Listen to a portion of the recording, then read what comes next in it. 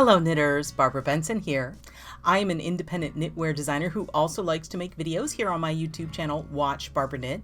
Make sure to check in the description notes below the video where you will find links to all of my online shenanigans, including how to get my patterns to knit for yourself, how to join the Watch Barbara Knit Facebook group, how to support me on Patreon, and where to get Watch Barbara Knit merchandise. I have a new pattern for you. So if you want to knit this pattern, if you're excited about it after I tell you all of the details, then you're gonna want to check in the description notes. There will be a link to my Ravelry store, and there will be a link to where you can purchase it directly from me through a service called PayHip. And here it is. You can see it on my mannequin. The name, it's a shawl. I know you're all so surprised. It's a shawl. I love shawls. No apologies. I love knitting them. I love designing them. It's a shawl. And the name of this shawl is Impulse Buy. So you're like, what's up with that? The idea behind this shawl was to design something that was going to be really very much on the easy side of knitting. Now, I'm not going to say beginner, because if I say beginner, I mean that this is a project that is appropriate for like one of your very first projects. And really the only stitches that are going to be involved in that is going to be like cast on, knit, purl, bind off. That's really all you got going on for beginner. This is easy. And the only stitches involved are knit, purl, but also yarn over and knit two together. So it's very, very simple lace, and there's a slip slip knit. So we have single decreases and yarn over as an increase. And I think knit front back somewhere, but again, easy, very straightforward. Why is it called Impulse Buy? As I said, the idea is easy, but also design a shawl that is going to work for a variety of yarn weights and really be a great solution for that impulse buy skein or skeins of yarn that you may already have in your stash or that you find in a store or online and fall in love with. We all have them. I'm pretty sure that we all have that one special skein of fingering weight yarn that we're not sure what to do with. Or we have one or two skeins of DK or sport. It's not enough to make a garment, but you love this yarn and it's a beautiful color and you bought that yarn on impulse and you're just not sure what you're going to do with it. And this shawl is my answer to what you can do with it. I'm going to show you real quick some of the actual still photos I took, and then I'm going to pull it off the mannequin. So looky here. I went and I took pictures. It was a little bit windy. I wanted to show you this one so you can see it is very light, very flowy, and you can start to see the details. So this is one. I have several different shawls designed like this. I love the idea of having the lace. A traditional shawl is like you cast on at the top, you knit a whole lot of stockinette or garter, and then you have lace trim at the bottom. I really like the idea of having the lace trim along the neckline. I think it's cool. It brings the lace around your neck when you wear it, and I think it's really fun. So this is that style. This is also knit. It's an asymmetrical triangle. So it starts with only like 3 stitches and grows like a boomerang, but slightly curved because it's on the bias. Here is it all wrapped up. A lot of people wearing it. Now this one has the asymmetrical point in the back, and you can start to really see in this picture the detail, because this is one thing I really like about this shawl. Yes, the initial idea is I want lace at the neckline, but then I just had to ask, I had to add just one tiny bit of lace along.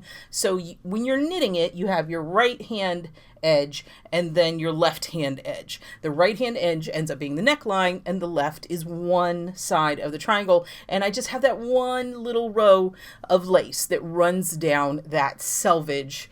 It makes it easier to block, but also I just thought it looked pretty. So that, and here is it wrapped more kerchief style with the point in the front and then the edges pulled. That's how I have it wrapped here. like this. So you're bringing, and that's kind of, so you're bringing the points around. You have the lace around your neck like a cowl. And so this is one, and you can see here the lace. I'm going to pull it off for y'all to look at. Here we go. I have a tendency to like move it around a whole lot. So I'm going to hold it still. You know, I'm going to do this so it covers up my now unclothed silent partner. But you can see this, and I definitely wanted to knit it with a variegated yarn so that y'all could see how it held up against a variegation, because so often these impulse buy skeins are multicolor skeins. Of course, it would look gorgeous in a solid or a semi-solid, or even super fun maybe in a self-striping. You would have really, if you did this in a self-striping, you would have like really chunky stripes up here like blocks, and it would get narrower and narrower, and eventually more likely not quit striping, because that's not what self-striping yarn is designed to do, but it could be fun. So the cast on is going to be right here. And to start with, you're just doing straight lace, but it's the simplest of lace. It is yarn over, knit two together.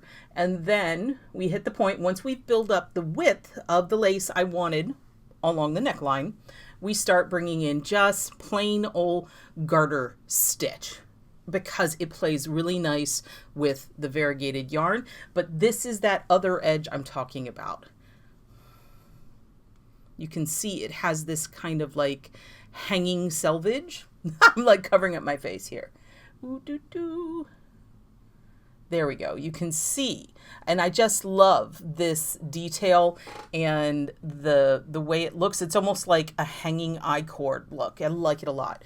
And as you can see, as your rows, so you're knitting on the bias, which is why these rows you can definitely see are angling, and the colors angle. So if you had stripes, the stripes would angle, and your garter just gets bigger and bigger and bigger and bigger until you stop. Because once you hit the garter section, it is only let me double check, but I'm pretty sure, because you know I don't trust my brain. It's a 4-row repeat. Okay, once you've finished this setup, this is where you have to pay attention. This is 10 rows of setup, and then you repeat 7 through 10, which is only 4 rows, 7 more times.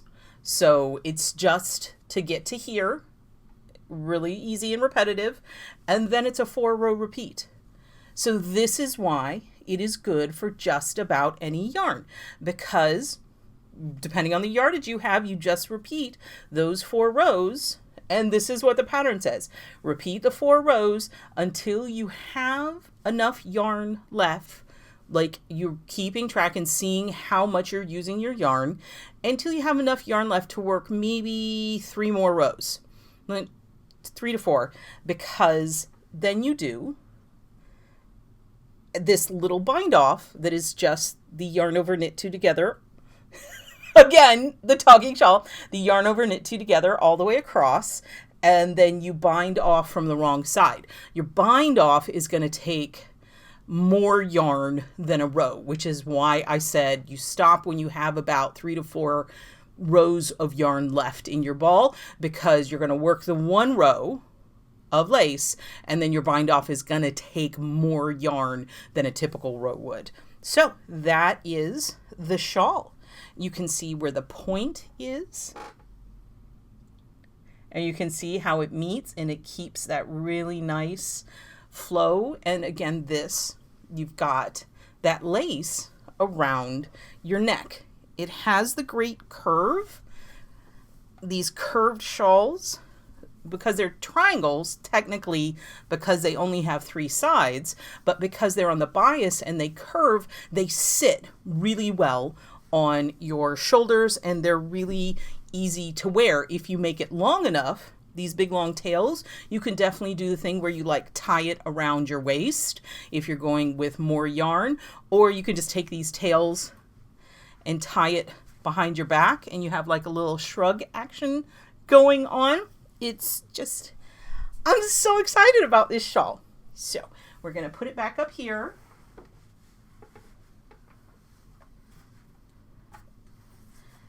And this, I don't know if you can see, one of my favorite things about working on a bias is the movement that it gets. You can see how it kind of curls, it spirals around itself. And I just love that. It just gives a beautiful flow. And that is the bias making the fabric do that. Okay, so I've showed you all the reasons I am happy with it. Let me give you the details off of the pattern. I have the pattern pulled up on the other screen so that I can make sure to give you the information. So this actual piece, I knit it with a yarn called Moon from Life in the Long Grass. They're actually an Irish indie dyer that like dye in the Irish countryside in a historical barn that they restored. It's really, really cool. And the color, this color, if you really like this color, it was a custom color that Life in the Long Grass did for the store I work at, A Good Yarn Sarasota. I will definitely put a link in the description notes below so you can go over to the store and see the yarn. It is called the logo color because what we did, well, what my boss did is send our logo, which is a yarn bombed palm tree, to Life in the Long Grass, and they drew their inspiration from the logo and created this custom colorway for the store. So if you want it to look exactly like this, you need the Life in the Long Grass Moon in the logo colorway. But as I said, it will look amazing in like any color. Now, Moon I adore for shawls because it is 80% merino and 20% silk. The silk gives it a gorgeous sheen and it gives it a drape and a flow. And I just love knitting with silk blends. Now, I always try when I am knitting, like I could have probably gotten maybe one more 4-row repeat. This is how much yarn I had left, and I wanted to show it to you so you could see how variegated. Ooh, focus, hello. Let me put my hand over my face so it'll focus on that. I don't know if it's gonna work. Oh, there we go. So you can get a good idea of how variegated it was. It definitely has light and dark, but not like extremes. And it's definitely all in the same kind of greeny, tealy with kind of color range. So it is going to look a little more variegated if you use a more rambunctious color way. The skein was 400 yards. So this was a little shy of 400 yards. If you want a bigger shawl, just use more yarn.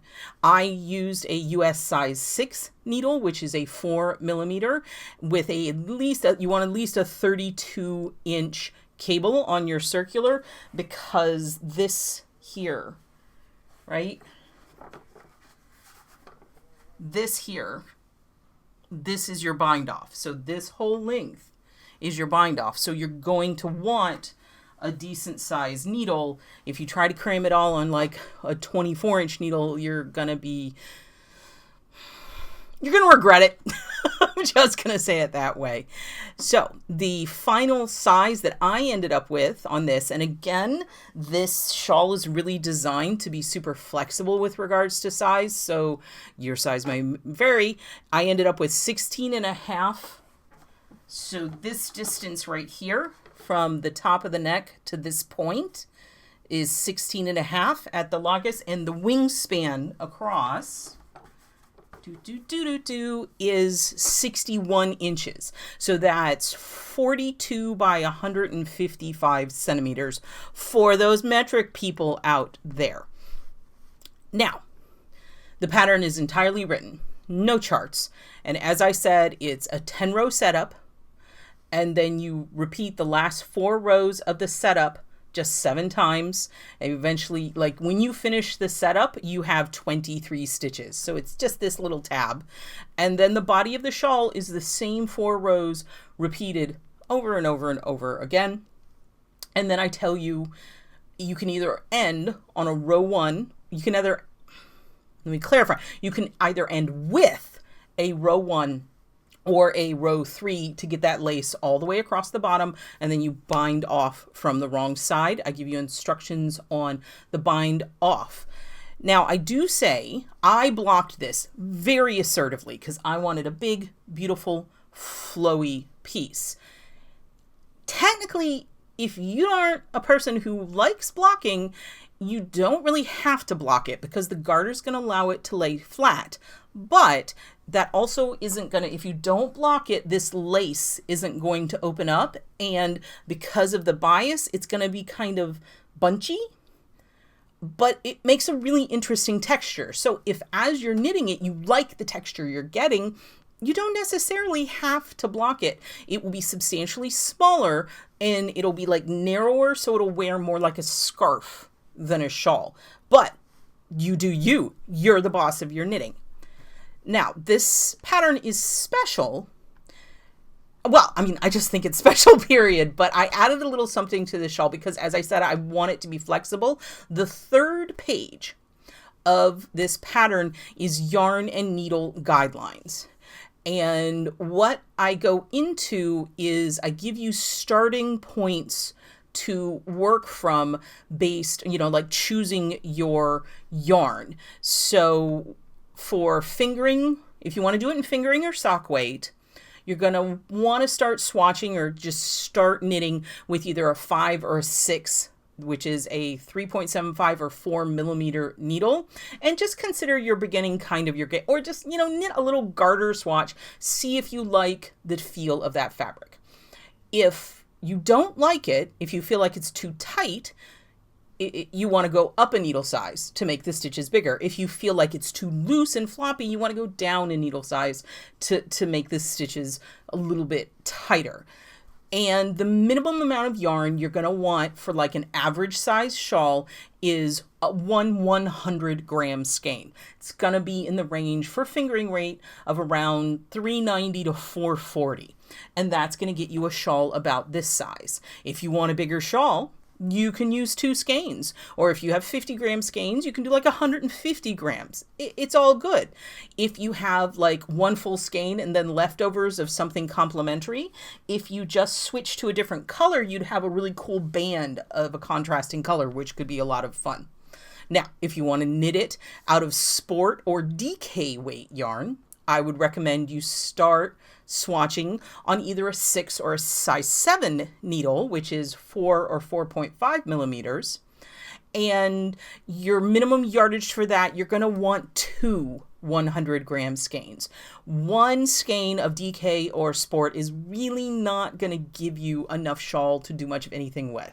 Sport, if it's over 300 and something yards, if it's a thinner sport, you might get like a little kerchiefy kind of situation. But if you want a shawl, you're going to want 2 skeins of sport or DK weight, about 200 grams total. Worsted weight, you're going to start swatching with a 7 or an 8, US 7 or 8, which is 4.5 or 5 millimeter. As you can see, we're just stepping up gradually, and really in worsted weight, you're going to want a minimum of 2 skeins, 2 100 gram skeins. If you want a decent size shawl, you want to get up into maybe 3. So that's 300 grams. And if you want a big shawl, you're going to need 4. So again, you need more. You need to be able to, 1 skein of worsted weight is not going to give you really a wearable shawl. Again, it's going to be like a kerchief that you can tie around your neck. And I did include information if you want to do it with bulky yarn. You're going to want to start with a US size 11, which is an 8 millimeter needle, or more. Look at your label. Look at the label of the bulky, because bulky is such, bulky, super bulky, it's this huge range. Look at the needle sizes that it calls for, and like maybe go up whatever, like if it gives you a range, like if it says like 10 to 11, start at 11 or like 12, you know. Is 12 a size? I can't remember if 12 is a size. I know they skip one of the sizes, but you want to kind of go up because you want it loose, because you want it to be a shawl. And you're definitely going to need in the 200 to 300 grams. It depends on the yardage. You're going to need more yarn. If the bulky yarn you select is only 90 yards in 100 grams, you're probably going to need at least 3 of those to get something of any size. And I think this one's particularly good for hand spun because you just work with the yardage that you have and the gauge you have. You use a needle that gives you a drape you like and just go for it. So this is impulse buy. When you have those skeins that you don't know what to do with, or if you're a spinner, you bought the fiber and you don't know what to spin for this, and you'll have a beautiful shawl with the lace detail around the neck and little extra details, but otherwise it's just garter. So I hope you all like this, my first pattern of 2023. I just wanted to keep it comfort knitting because sometimes we all just enjoy knitting. So definitely check below. I will have links. If you want to get this pattern, you're going to hop over to Ravelry or hop over to my website and pick up the pattern. I would love to hear what kind of yarn you're going to use. Come to the Watch Barbara Knit Facebook group and share the yarn ideas you have or what you might use for that. Talk to me in the comments here. Tag me on Instagram. I'm Tumped Duck over there. We're just going to have a lot of fun. If you like this video, please give it the thumbs up, click that like button. And if you would like to be notified whenever I upload a new video, please subscribe to my channel and select notifications. Thank you so much.